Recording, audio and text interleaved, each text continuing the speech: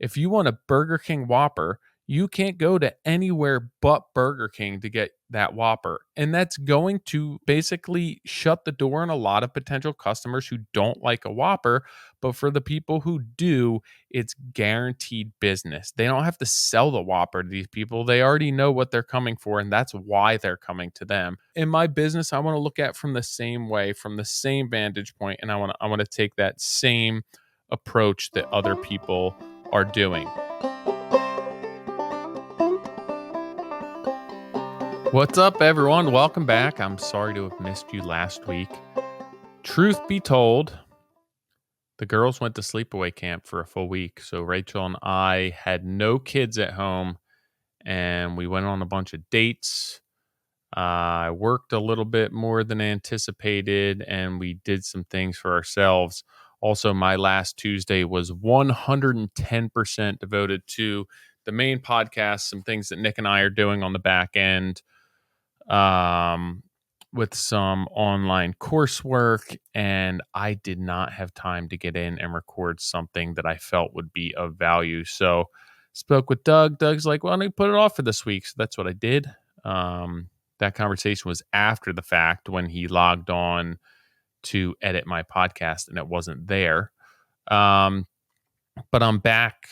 I am ready to record something that is should be of value to you. And that's about it. Summer is flying by. The girls are going to start school back up in a couple of weeks, and I'm sad because it's nice to have them home and around and not have school and stress and outfits and clothes and out the door and this and that and homework. Although Rachel does most of that, it's still the whole house is a little bit nicer when there's less stress. But the girls go to a summer camp, like a day camp all summer, because Rachel works from home. And obviously, other than one day a week, I'm typically not home. So in order to get anything done, we send them to a summer camp in town. And Selby has done a week of sleepaway every week, or every summer for the past 3 years. And Tilly decided that she wanted to do it this week too. So we signed both of them up. They're in separate areas within the camp, but they do a week of sleepaway. It's like an outdoor camp on the other side of town on the lake. So they set them up in cabins with a handful of other girls their age, and they just do cool stuff. They go swimming, they do archery, ropes courses. They have a dance with the boys one night, bonfires. It's just like the quintessential childhood camp that I'm super jealous that my kids get to go to every summer. But yeah, they did a full sleepaway. So Rachel and I didn't have kids from from Sunday until Saturday, which I thought I was going to have all this spare time to be able to get a bunch of stuff done and do some things for myself, but didn't turn out that way. We did after work. Rachel and I we had a couple of nice dinners. We went to a Phillies game. We went to Asbury Park. So we did some fun stuff, but just, I don't know, the week got away from me.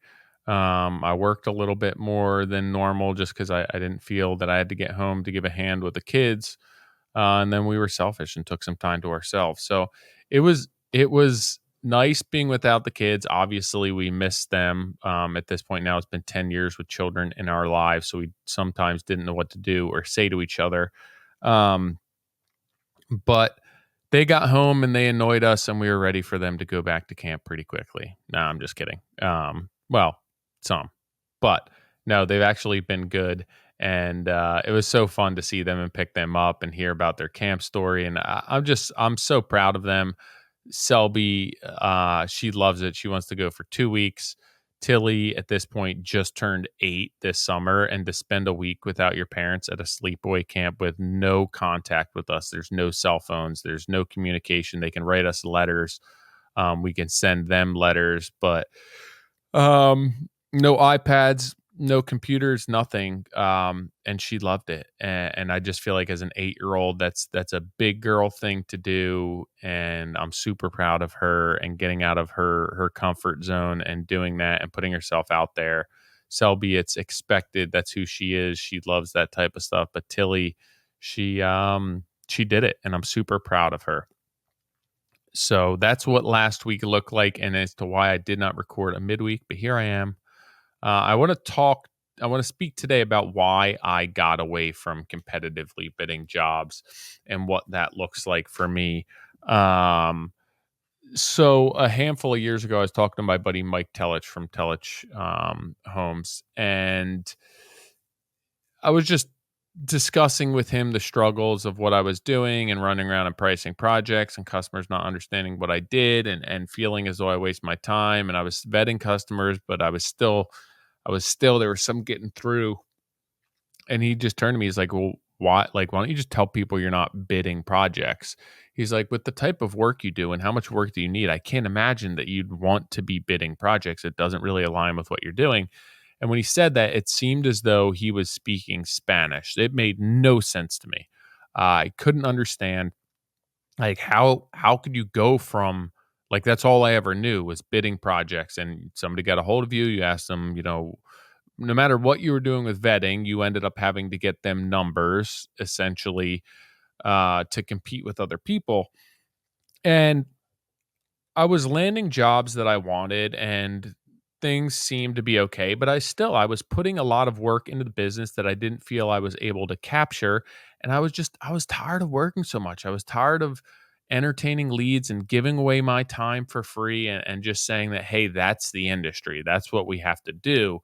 Um, so I started to give some consideration as to what that would look like, and I didn't really know, but like the biggest step was just acknowledging the fact that this is a move I was going to make and to respond to customers or find a way to respond to customers that, hey, I'm not competitively bidding projects anymore. I'm not looking to bid projects with other customer or other contractors, and how I was going to manage and handle that conversation with leads that came in. And the fear for me, which would be the fear for a lot of you, is going to be like, you're going to scare off all of these customers.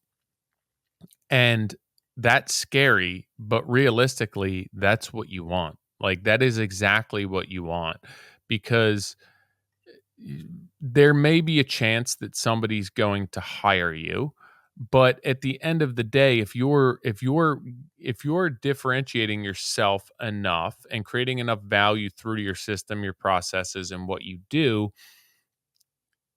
you shouldn't have to compete with other people. And that's not to say that you're better, you're worse, you're not that, like, at the end of the day, you're different than everyone else. No matter what you do, you're different. So I look at it from the perspective of, like, hey, everyone's different. What are their strong suits? What are they good at? What aren't they good at? What's important to me? And I approach this when I need to get my vehicle worked on, when I need to get something done in my house, when I want to get a tattoo, when I want to go to a concert, when I want to go on vacation, when I need a car. Like, I analyze what are everyone's offerings. Like, say I want to go car shopping. What are everyone's offerings? What are the price points of them? I'm not going to call every dealer and get them to quote me a price on every single car with monthly payments and interest and run my credit report and go test drive this car and that car and then put them all together and cross reference. No, I'm not going to do that. I'm going to do my homework before that. I'm going to look at, hey, this brand of car. I'm going to look up the safety standards. What are they known for?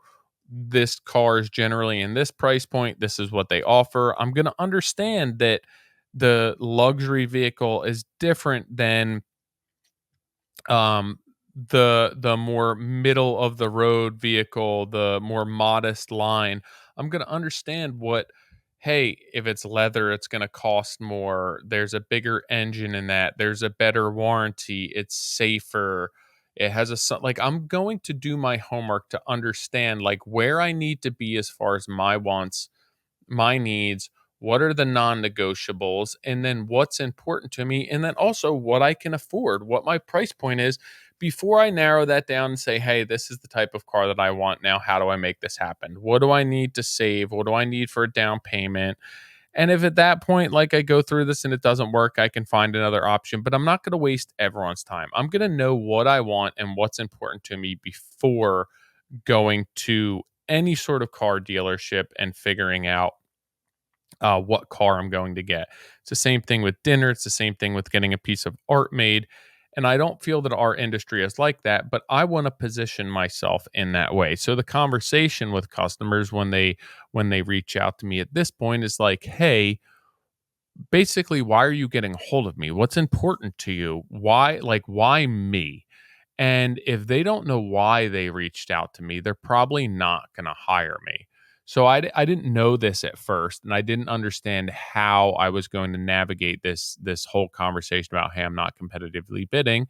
So there's a couple of ways that I go about it, and it's case by case with how a lead comes in, and based on like the what I feel is the quality of the lead, how it comes in, what their needs are. But I have certain guidelines that steer me in the right direction or vet the customer. Um, and all of them, I mean, a lot of them are quantitative, right? Where it's like, what's their house cost? What's the type of project? When do they want it done? Do they have any sort of a budget? Do they have a design in place? Like there's answers to these questions that are a yes or no. And there's not a lot of gray area. They're not subjective. And but the one that is subjective, again, comes down to like what I'm trying to find out is what is important to this person, what do they value the most, and how do I fit into that for them? Because if I'm not solving a unique problem or a unique need for that client through my services, and they can go to any other person and get that done, then why would they sign up for me? Why would they pay what I feel is a premium for me? Why would they hire me when they have all these other options? So I realized that in order to get away from competitive bidding, I had to position myself in a way that I offered something different than most other people. And I felt as though I had done that for a long time through my execution and through my pre planning and through layout, and by self performing so many trades. But it turns out that like that's not enough. It's not enough to differentiate yourself in just those ways if you're not using those differentiators to ensure that the customer is the right fit from day one. So, like, I was using all those things and not asking a customer why they were specifically reaching out to me. So, they were probably reaching out to a bunch of other people, and I was trying to sell them on me. Where I want to do the selling beforehand. I want them to come to me and understand what I do, who I am, and if they're a fit for me. And then how can they get a hold of me? How can they work into my schedule, or how do they sign up, or what does my process look like?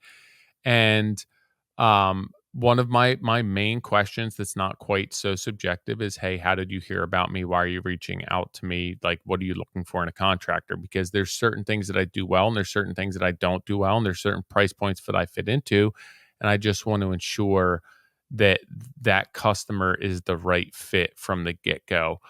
So I recently got an email for somebody who told me right where they live, what what they wanted to get done, and there were some maybes to me, but the one thing that stuck out to me with the inquiry, um that was like maybe this person is a fit, is that they didn't ask me to give them an estimate. They didn't ask me to give them a price. They basically just said that they wanted to have a conversation with me to see what my process looks like. And for me, that's, hey, we understand who this person is. We just want to know like how they work. Is this somebody that fits our program? They fit our price point. They fit our agenda. They suit our needs, and they want to understand that. They just don't. They're not coming to me and saying, "Hey, we want to get a price for something." I got another lead today where it was like, "Hey, can I schedule a date and a time for you to come walk through the space and give us an estimate and a design consultation?" And that's just assuming that that's what I do because the rest of the industry does that. And then I have to walk through this lead and explain to them why I don't do that, why this is different. Where if they came to me and already understood what I did, it would be a much easier sell.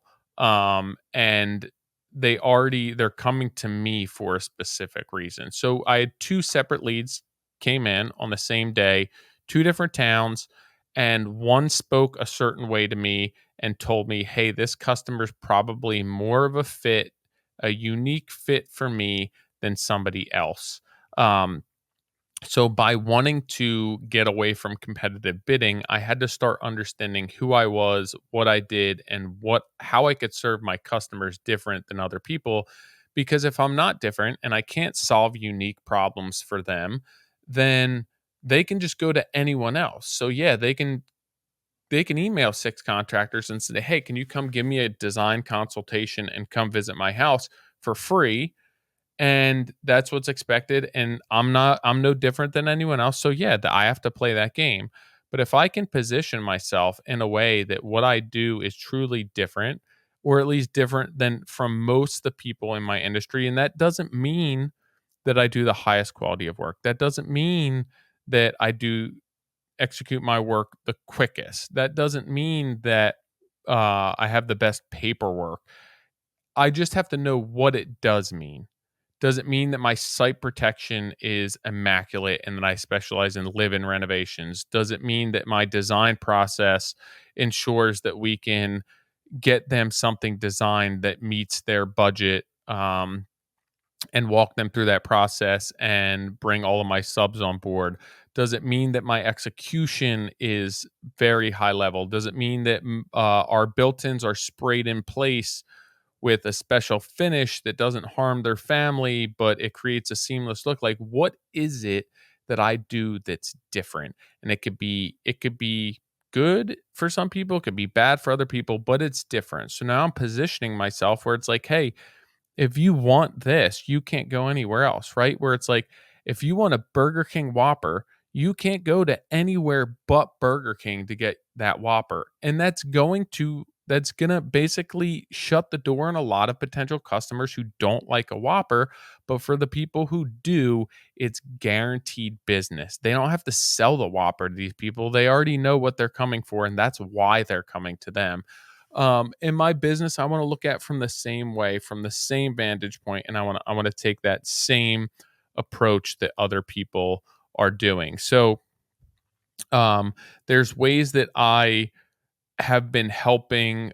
Well, there's ways that I developed this myself, but I've also been helping people through consulting where it's like, hey, let's figure out what your market is and what you do well and how we can differentiate yourself, and what questions we can ask to guarantee that your customer and your leads are getting screened appropriately. And yeah, we may not really focus on certain leads that may potentially or could potentially have been a customer, but at the end of the day, we're playing to our odds.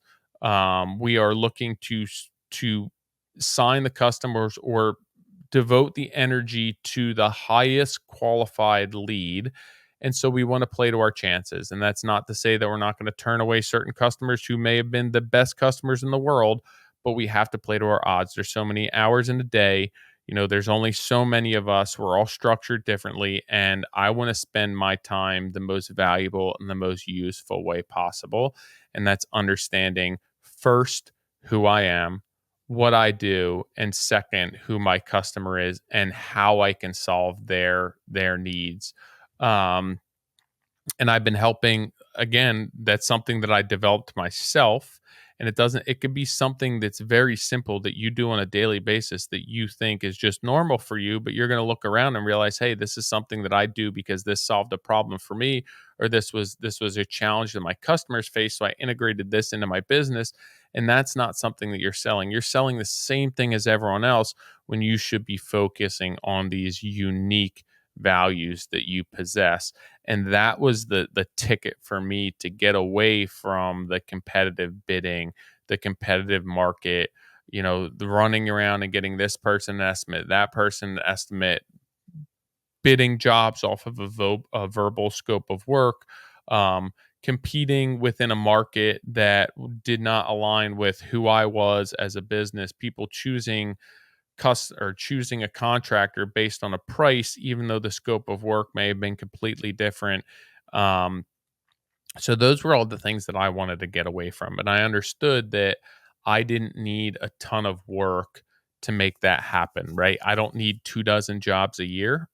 um, I don't need $2 million worth of work coming in a year. And that's not to say that you can't integrate this into your business. If you do, you probably just need more people in place to do that. So for me, I want to create a business and a lifestyle that affords me a work day and then, time off after work. I don't want to work after work. I don't want to go run on estimates after work. I don't want to go look at people's jobs and measure jobs on weekends. I don't want to be doing paperwork after 5 o'clock.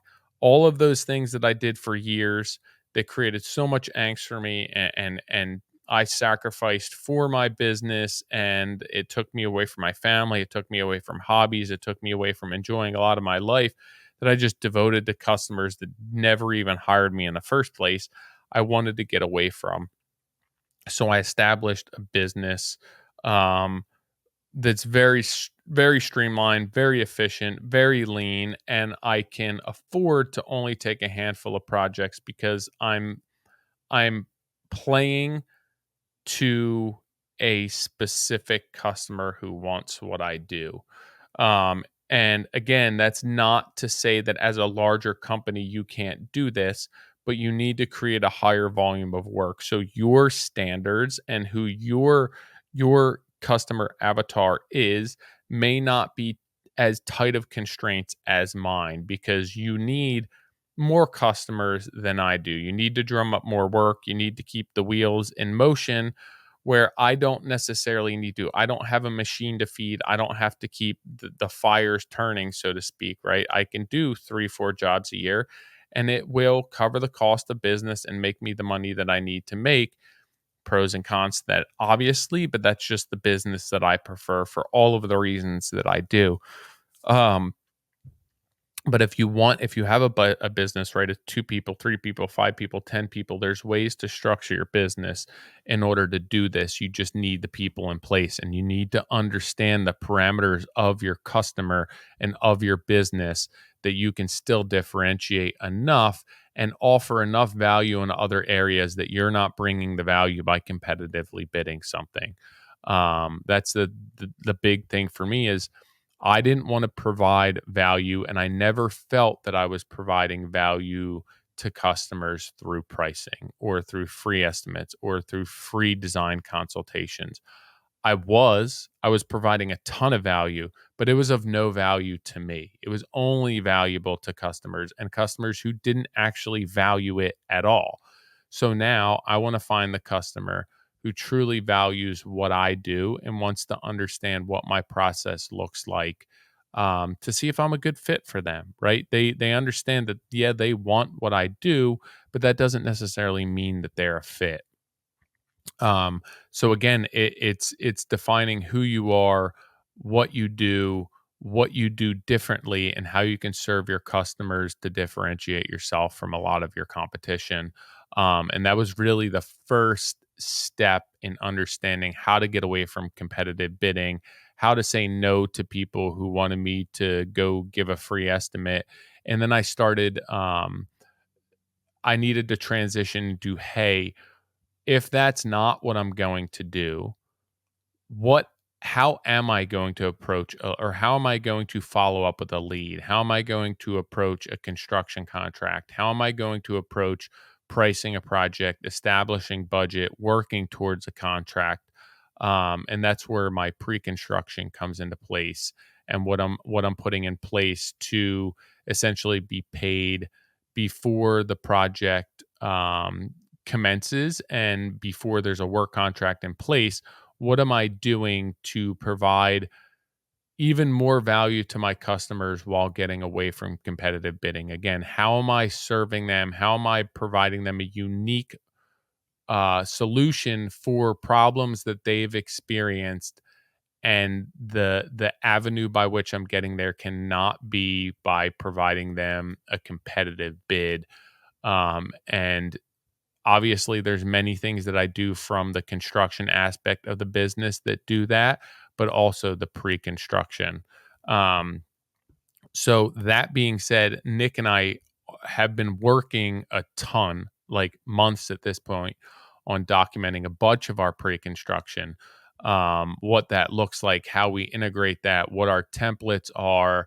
So keep an eye out for that coming up in the near future. I know that I do have a lot of clients and consulting customers who want to understand what I'm doing, how I'm differentiating, how they can differentiate themselves, what the pre-construction looks like. And realistically, like, it's such an involved process that it would take dozens of consulting calls to be able to um, articulate and create a system for you and a process for you that works unique to you and your business.